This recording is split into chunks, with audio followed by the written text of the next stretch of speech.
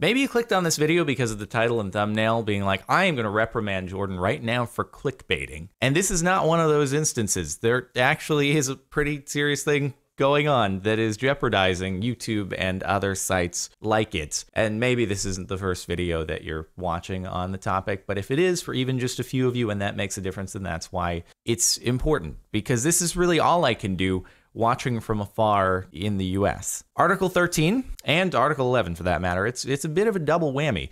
They are rules and regulations that are on their way through the European Parliament that could have pretty damaging effects on the internet as we all enjoy it today, at least for people who are citizens within the European Union. So what are they? Well, it's basically special interests of big rights holders, say like motion pictures and music, going to Parliament members and saying, hey, there are a lot of websites out there that are hosting our content without our permission, and we don't like it, and we need to do something about it. And so the parliamentary members, they're old, don't really understand things. And so they're like, oh, well, obviously the best way to make it so that these things don't appear on websites without the proper documentation and contracts and permissions that go into it is we'll just tell the websites, hey, you guys, when that content goes up on your website, you got to get rid of it. You can't have it there. So cool. Can you do that for us? That'd be really great. And sites like YouTube, they're like, yeah, no, there's a lot of content that gets uploaded to us every day, like every minute, about 100 hours. Somewhere in that ballpark. We don't really know for sure, but we have tools like Content ID that actually they work pretty well. In fact, for creators like myself, they can be a bit of a burden, but for rights holders, they work pretty well. And so we do our best to automate things with algorithms and stuff, but yeah, we can't actually manually track everything that's uploaded to the site. And then the old people over in Parliament, they're like, yeah, we got these people over here that own a lot of music and stuff. They want you to do that, so you gotta do that. And so therein lies the issue, is that the regulation that they're trying to pass with Article 13 in its current form. So Article 13 has passed in the sense, as far as I'm aware, and hopefully I'm communicating this properly, it will go through in some way, but the final language is still up in the air. And that's where there's room for you, potentially, if you are within a country, a citizen of a country in the European Union, can reach out to your parliamentary representative. I'll leave a link in the description, and then you can figure out who that is.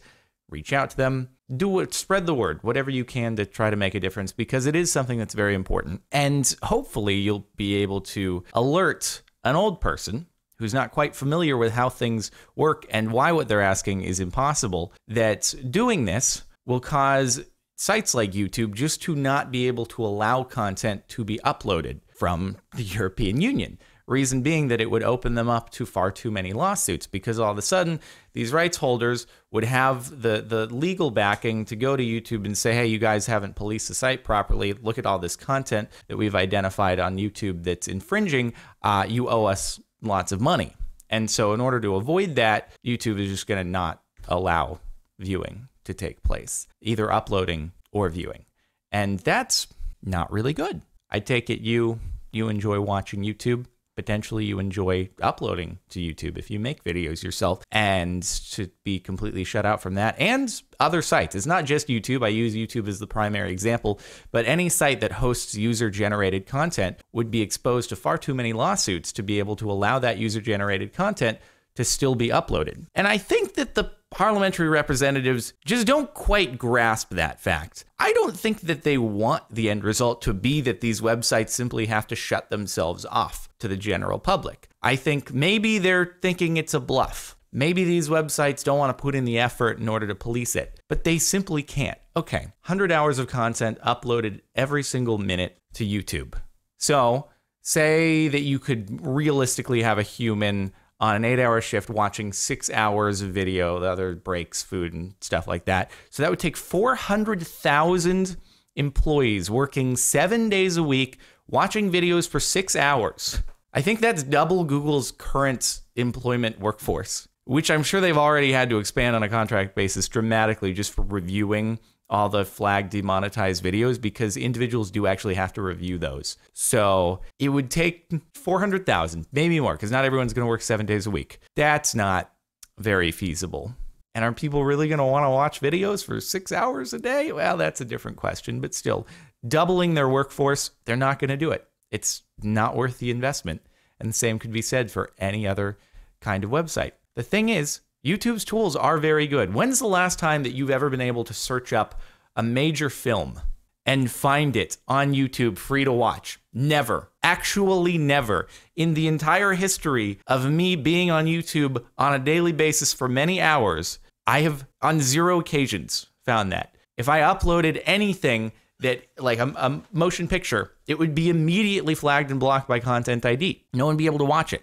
I get a strike. People don't do it. And if it does happen, it somehow wasn't caught by Content ID, it'd be up for 5 minutes until someone would flag it and it would be down. The system they have in place is incredible in a way that's sometimes really inconvenient for people like me, but it works very well for rights holders. The problem is that even that is apparently not enough, in that there are occasions where in some country, whatever group does the publishing rights holding for a track, for example, music publishing, oh my God, it's so convoluted and ridiculous.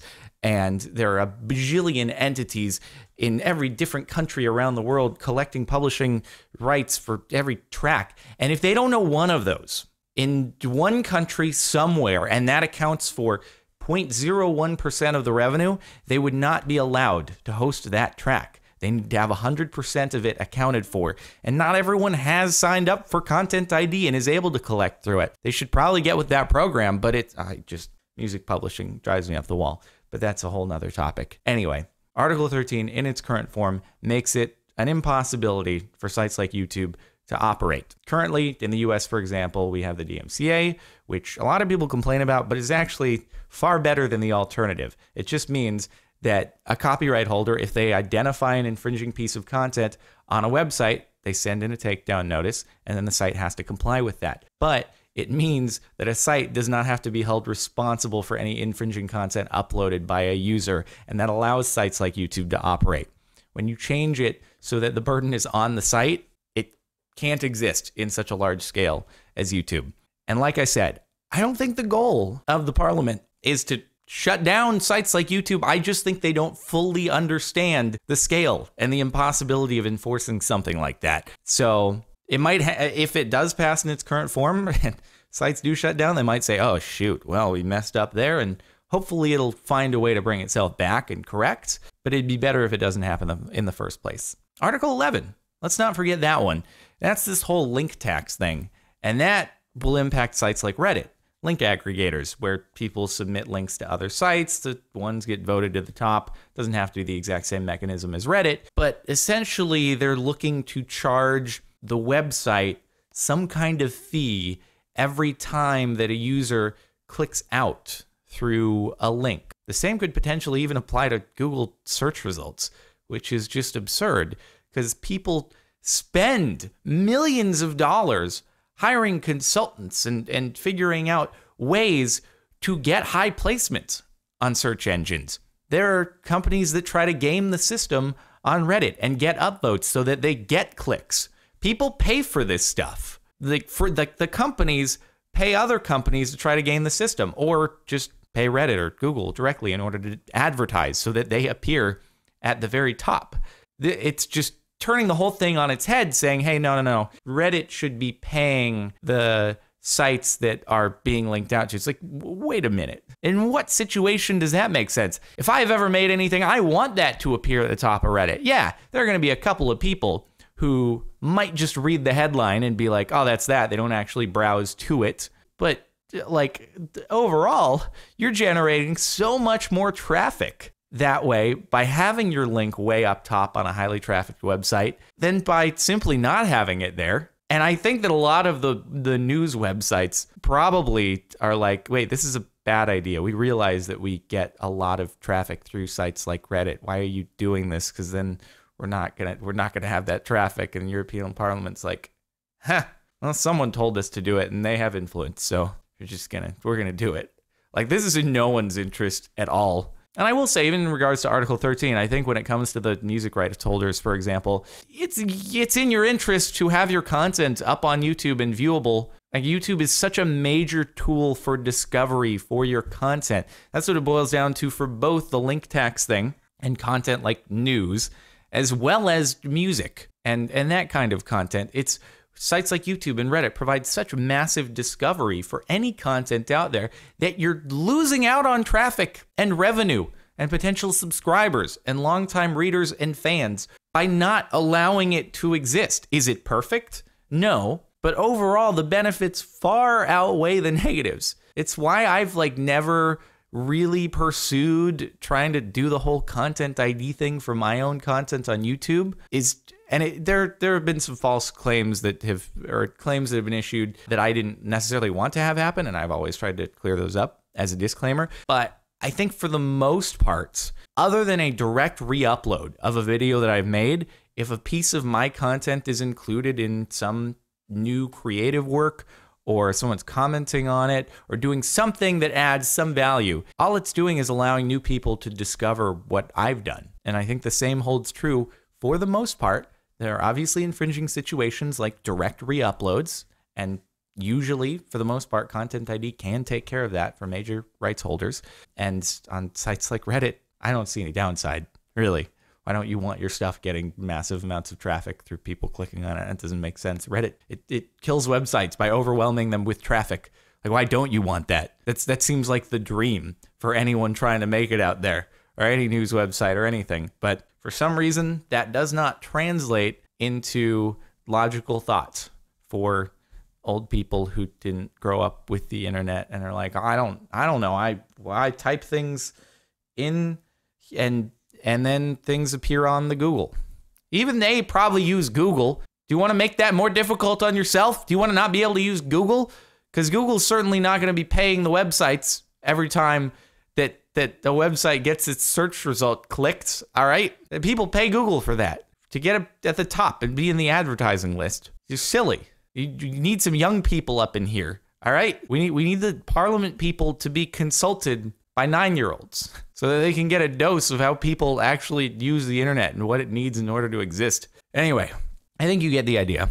But if you don't, just one more thing to drive the point home. I don't think I have ever before seen, even with SOPA and PIPA, which were policies that could have gone through in the US but didn't. Even with those, I really only saw generic press releases from big tech companies, YouTube included, saying, hey, we oppose this. Never before have I seen such reiterated on Twitter and the executives coming out with long letters about how damaging something like Article 13 could be.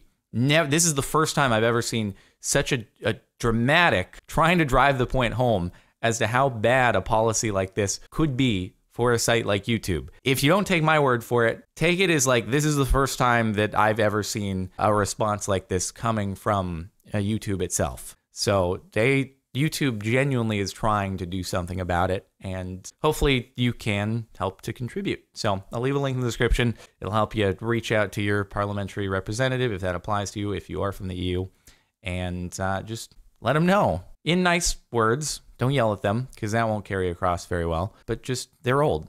Keep in mind, they're old. Talk to them like you would talk to your grandparents. And if your grandma, grandpa, if they were, asking you, how do I use the Google? Oh, what do I do? Oh, I type in on my keyboard? Oh, that's, wow, technology. Explain it to them like that.